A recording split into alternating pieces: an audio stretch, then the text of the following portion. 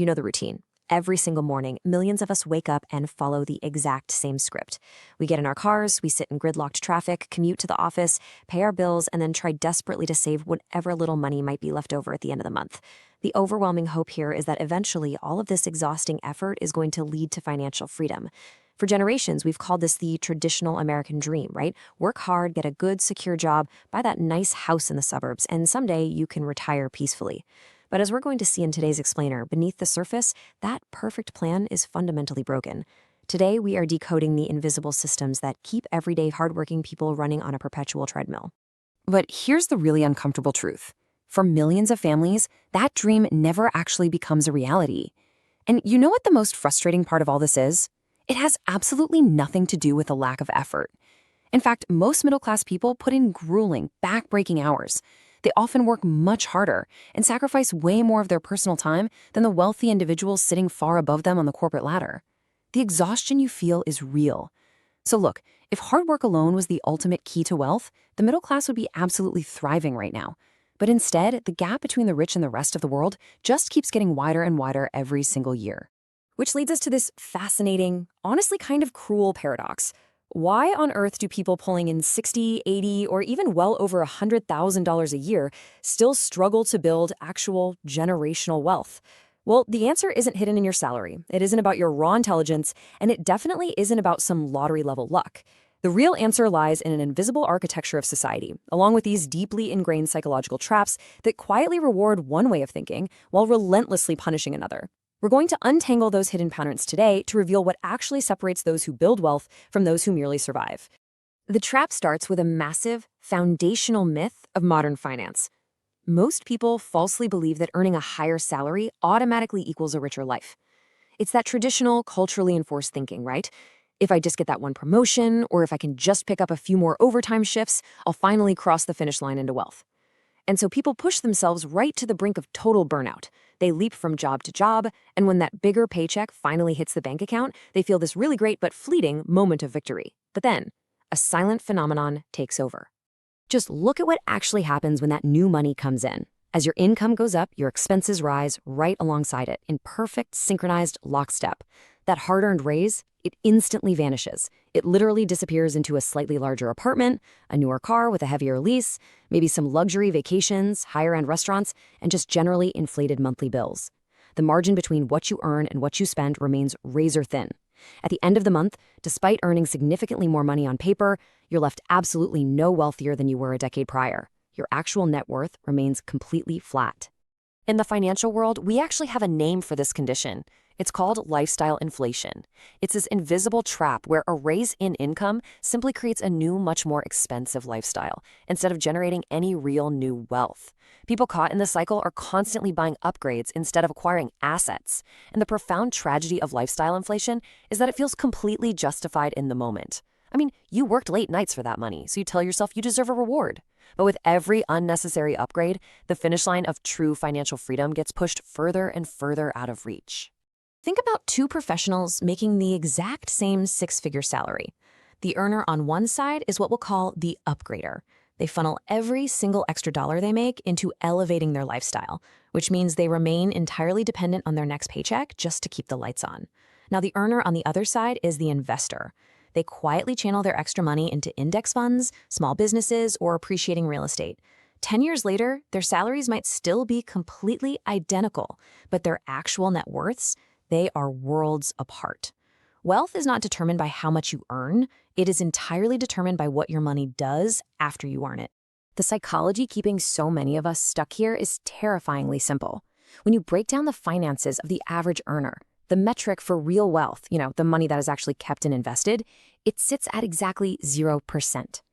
Human expectation naturally inflates right alongside income. When you earn more, society constantly whispers that you deserve to spend more. But every single time you upgrade your life, you aren't buying freedom. You're just creating a brand new monthly obligation, a larger mortgage, higher insurance premiums, endless premium subscriptions. You end up earning more money than ever before, but feeling just as financially suffocated because your lifestyle is eating every single penny. Now, the wealthy operate on a completely different psychological wavelength. Instead of getting swept up in endless consumerism, it all starts for them with one defining question. Will this purchase actually make me richer 5 years from now? Instead of asking the standard middle class question, which is, what can I afford to make monthly payments on today? They prioritize their future. They understand that every dollar spent today isn't just money that's gone. It represents a seed of future wealth that will never, ever have the chance to grow. They prioritize compounding over temporary status symbols, and that completely alters their financial trajectory. So what this really boils down to is one fundamental law of money. The rich buy assets, while the middle class buys expenses. The wealthy do not see money merely as a token to be exchanged for goods. They view every single dollar like a little soldier. And that soldier's only job is to go out, work relentlessly in the market, and capture another dollar. It's a profound shift in thinking. You are moving your focus entirely away from this exhausting cycle of endless earning and shifting it permanently toward ownership. Let's put this into perspective. Imagine getting an unexpected windfall of $1,000. The average person walks straight into a store and buys the latest smartphone or some designer clothing. The money is instantly gone and its journey is forever over. But the wealthy investor? They take that exact same $1,000 and deploy it into a low-cost indexed fund or a piece of real estate. That capital now goes to work 24 hours a day, 7 days a week. It doesn't take holidays, it doesn't call in sick, it generates wealth even while the investor is fast asleep. And this right here reveals the quiet, honestly kind of boring power of consistency. In year one, financial compounding looks incredibly slow. To the untrained eye, it feels practically invisible, which is exactly why the middle class usually quits early and goes right back to spending. But by year 10, the growth becomes undeniable, as the money really begins to multiply itself. And by year 30, it has mutated into a completely unstoppable wealth machine. Real wealth doesn't require overnight success, or viral fame, or catching some lucky break.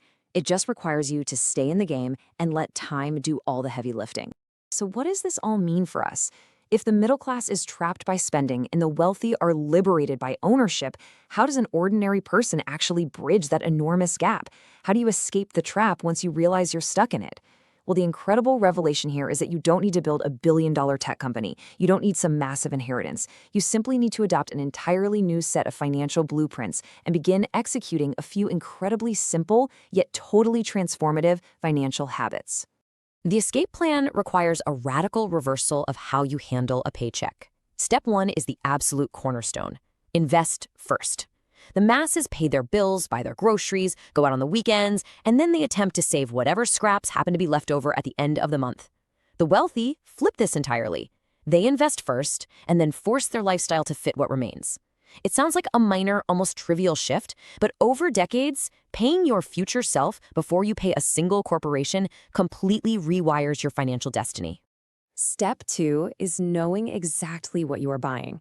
You have to get ruthless about distinguishing between an asset and a liability. If a purchase constantly drains money out of your pocket, like, say, a depreciating luxury car with high insurance, expensive maintenance, and steep fuel costs, it is a liability, no matter how much you try to justify it to yourself as a reward. True assets do the exact opposite. They are these silent engines that actively pump income back into your life, continuously growing in value while demanding very little in return. And finally, you must protect your greatest financial engine of all, your own ability to earn. You should absolutely chase that promotion, develop high-income skills, and demand a higher salary. But when that raise inevitably comes, refuse to let it instantly inflate your lifestyle. Do not rush to the car dealership or immediately upgrade your apartment. Instead, let your investment portfolio receive the promotion first. By giving your future self the raise, you break the cycle of lifestyle inflation forever. Because ultimately, wealth is built by habits, not luck. Financial freedom is not about driving the flashiest car or wearing designer labels or projecting some fake status on social media just to impress people you barely even know. It is simply crossing that quiet, beautiful threshold where your money finally works harder than you do. So look at your bank account today and ask yourself one defining question. If your money was an employee, did you hire it to buy a fleeting expense, or did you hire it to buy your freedom?